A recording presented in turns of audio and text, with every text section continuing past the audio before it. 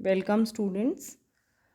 आज हम कारा के स्ट्रक्चर के बारे में आपको जानकारी देंगे। पिछले वीडियो में हमने क्लासिफिकेशन और अकरेंस के बारे में पढ़ा था। आज हम देखेंगे कि कारा का वेजिटेटिव स्ट्रक्चर या कहना चाहिए कि मॉर्फोलॉजी किस प्रकार की होती है, वो हम इसमें डिटेल में आपको बताएंगे। तो आप जैसा कि देख सकते हैं यहाँ पर ये चित्र है। चित्र के अंदर जो है आपको ये सारी चीज़ें दिखाई दे रही हैं, किस प्रकार से नोड, इंटरनोड और ये सब पाए जाते हैं और कैसे ये कौन कौन से इसमें ब्रांचेस होती हैं, इन सब के बारे में जानकारी इसमें देंगे आपको।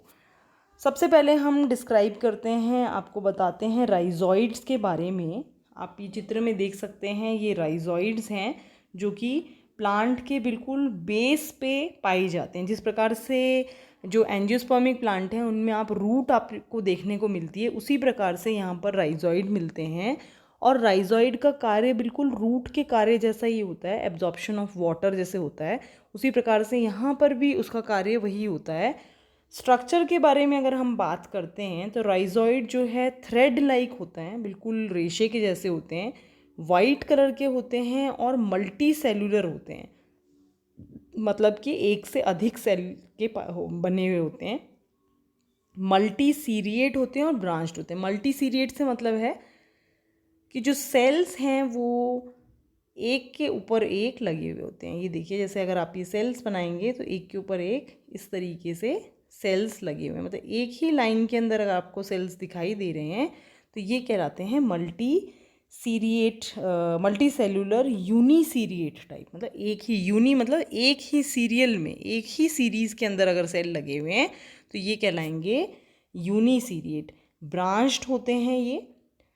और एक इनकी खासियत ये होती है कि जो इनके बीच में जो सेप्टा होता है, ये जो सेप्टा होता है एक्चुअली ये सीधा नहीं होता, ओब्लीक होता है। मतलब अगर मान लीजिए हम सेल ड्रॉ करते हैं तो ऐसे ओब्लीक सेप्टा इसमें पाया जाता है। तो इस तरीके का सीधा न होके सेप्टा और ओब्लीक सेप्टा इसके अंदर पाया जाता है। ये इसके राइजॉइड की खासियत है।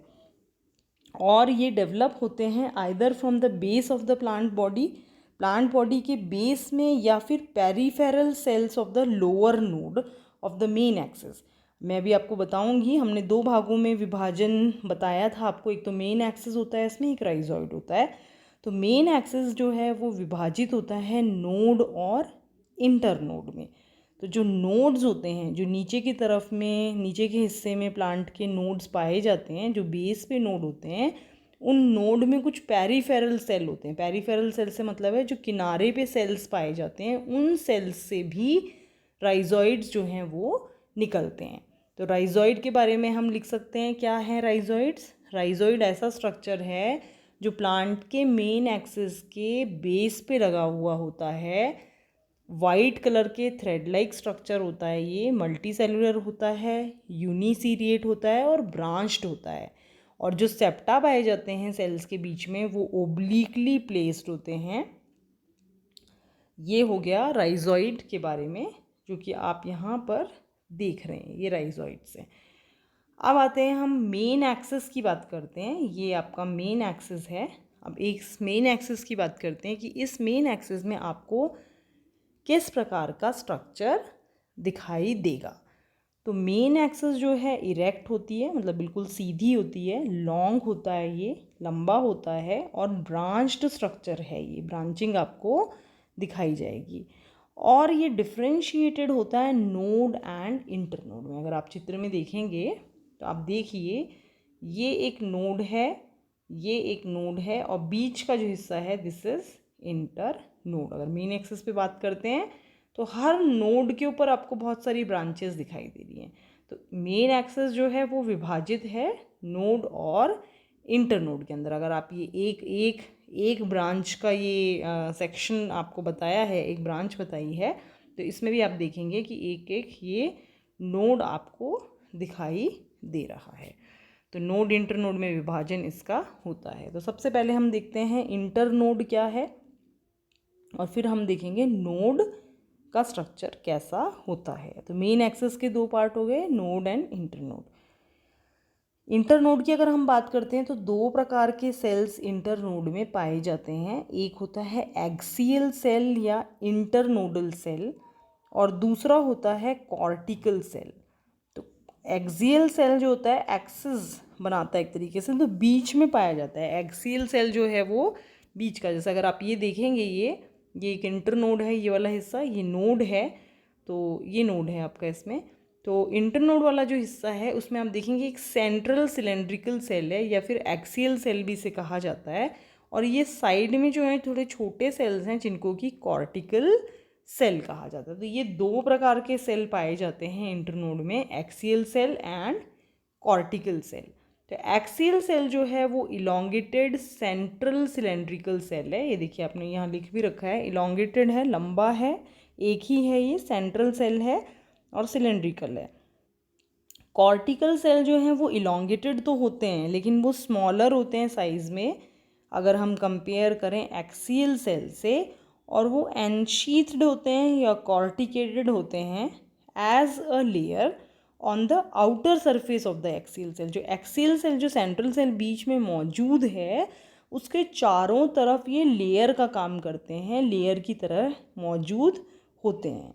And they originate from the node, और निकलते कहाँ से हैं, ये नोड से निकलते हैं। तो इंटरनोड जो है वो एक तरीके से एक्सियल और कॉर्टिकल सेल से बनी हुई होती है। एक्सियल सेल बीच में होता है और कॉर्टिकल सेल उसके चारों तरफ पेरीफेरी में या उसको कवर करता हुआ, एनशीथ करता हुआ पाया जाता है। और कॉर्टिकल सेल जो है वो स्मॉलर है साइज़ में, इलोंगेटेड तो है लेकिन स्मॉलर है देन एक्सियल सेल। अब आता है नोड रीजन। नोड रीजन जो है it consist of 2 cells surrounded by 6 to 20 peripheral cell. जो नोडल सेल होता है, अगर आपको नोड की बात करें तो नोड में आप देखेंगे कि नोड के अंदर जो है इस तरीके से बना हुआ होता है। नोड का सेल मैं आपको बता देती हूँ, ये कुछ पेरीफेरल सेल्स हैं, 6 होने चाहिए, 6 से 12 करीब, 6 से 20 करीब हो सकते हैं। तो जैसे हमने 6 सेल यहाँ ड्रॉ कर रहे हैं, बीच में 2 सेंट्रल सेल। तो ये जो दोनों सेल्स हैं these are the central cells, बीच के सेल्स हैं ये दोनों, ये सेंट्रल सेल हैं 2, और ये जो हैं ये पेरीफेरल सेल्स हैं। तो नोड जो है उसमें जैसे कि आपको इंटर नोड में बताया एक सेंट्रल सेल था, लेकिन नोड के अंदर अगर आप देखते हैं सेक्शन काट के, मान लीजिए टीएस काटते हैं नोड के थ्रू, तो आप देखेंगे उसमें 2 सेंट्रल सेल पाए जाते हैं और उसके चारों तरफ जो पेरीफेरल सेल्स हैं वो 6 से 20 तक संख्या में हो सकते हैं। अब जो नोड रीजन होता है, नोडल जो रीजन होता है, उसमें 3 प्रकार के अपेंडेजेस डेवलप हो सकते हैं। कौन कौन से? पहला है branch of unlimited growth, second है ब्रांच ऑफ लिमिटेड ग्रोथ, और तीसरा है स्टेप्यूलॉइड्स। ये 3 तरह के अपेंडेजेस जो हैं वो नोड में से निकल सकते हैं। अब अगर आप पहला चित्र देखते हैं, ये अगर आप चित्र देखते हैं तो इसमें देखिए आपको जो ये नोड है इसके ऊपर एक तो ये ब्रांचेस दिखाई दे रही हैं, छोटी वाली ये ब्रांचेस है, एक आपको दिखाई दे रही है ये वाली ब्रांच। तो ये जो ब्रांच है वो लंबाई उसकी बढ़ती जा सकती है, तो वो अनलिमिटेड ग्रोथ है, उसकी कोई लिमिट नहीं है ग्रोथ की। तो ये तो हो गई ब्रांच ऑफ अनलिमिटेड ग्रोथ। दूसरा आप देख रहे हैं जिसको कि हम प्राइमरी लेटरल कह रहे हैं, या फिर हम उसको कहते हैं शूट ऑफ लिमिटेड ग्रोथ, जिसकी ग्रोथ लिमिटेड होगी। छोटी ब्रांचेस हैं आप देखिए, तो शूट ऑफ लिमिटेड ग्रोथ हो गई ये। दूसरी आपको बताया शूट ऑफ अनलिमिटेड ग्रोथ हो गई। इसके अलावा एक तीसरा और वो पाया जाता है जिसको हम कहते हैं स्टिप्यूलॉइड। अगर आप इसमें देखेंगे ये स्टिप्यूलॉइड आप देख रहे हो, तो हर एक नोड में जो प्राइमरी लेटरल्स हैं, प्राइमरी लेटरल मतलब ये जो ब्रांच ऑफ लिमिटेड ग्रोथ हैं, इसके नीचे बेस की तरफ में आपको एक सेकेंडरी लेटरल दिखाई दे रहे हैं, छोटे छोटे सेकेंडरी लेटरल्स दिखाई दे रहे हैं। ये देखिए ये है। तो ये जो सेकेंडरी लेटरल्स हैं इनको हम स्टिप्यूलॉइड भी कहते हैं।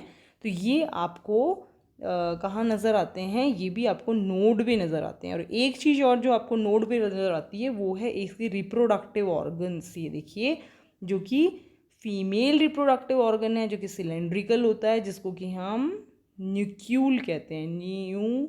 Nucule, nucule.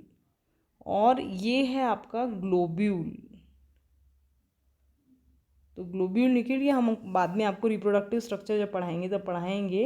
Nucule female reproductive cell को कहते हैं, फीमेल रिप्रोडक्टिव स्ट्रक्चर को कहते हैं, और ग्लोब्यूल जो है मेल रिप्रोडक्टिव स्ट्रक्चर को कहते हैं। ये भी बहुत बार प्रश्न पूछा जाता है। तो अभी हम वापस से अपने मेन उस पर लौटते हैं जो हम पढ़ रहे थे।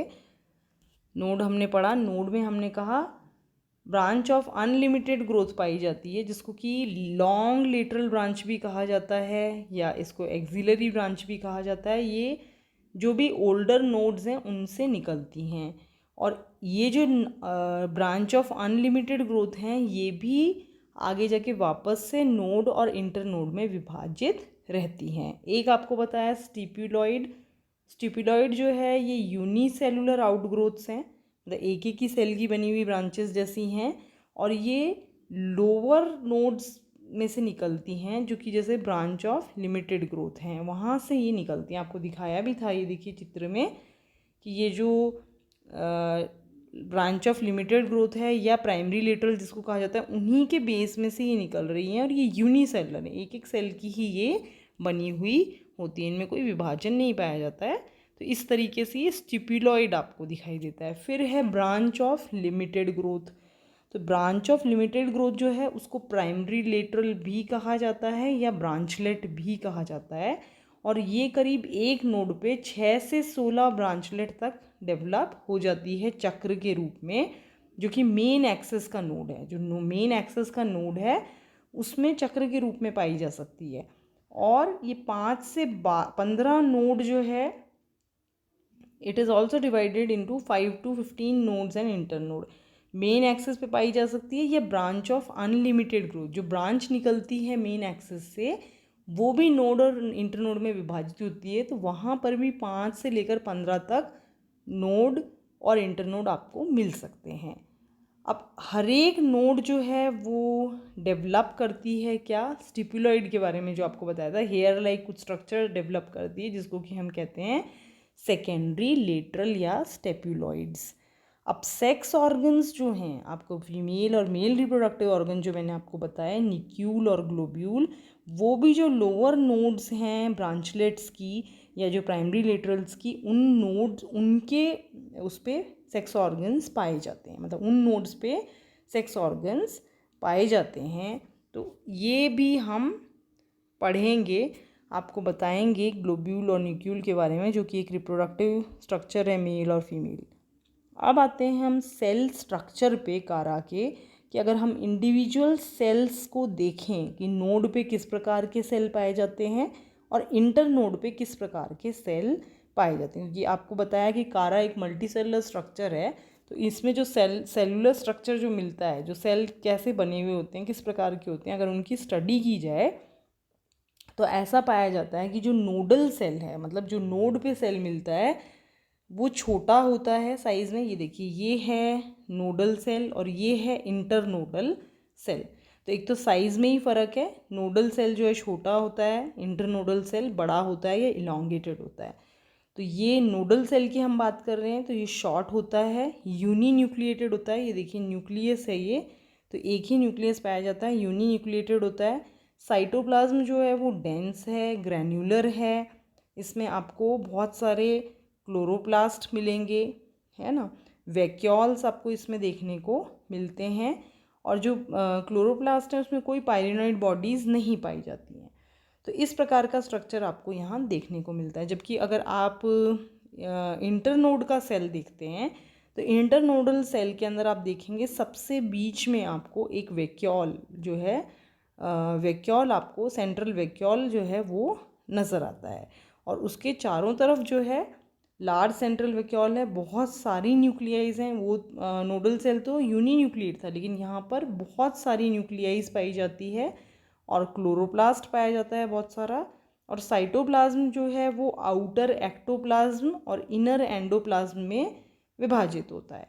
तो इस प्रकार से ये इस तरीके का स्ट्रक्चर आप देख रहे हैं। डिस्कॉइड क्लोरोप्लास्ट में कई सारे दिख रहे हैं आपको, न्यूक्लियाइज लिखे क्योंकि बहुत सारे न्यूक्लियस हैं।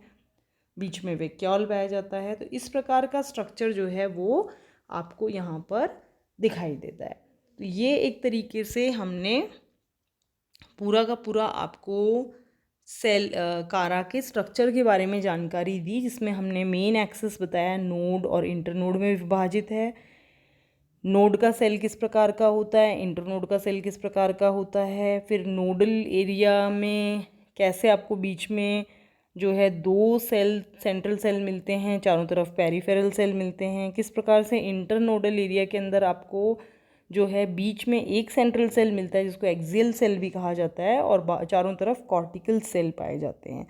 फिर आपको ब्रांचेस के बारे में बताया कि किस प्रकार से नोड से branch of limited growth, branch of unlimited growth और स्टिपुलॉइड्स जो हैं वो निकलते हैं।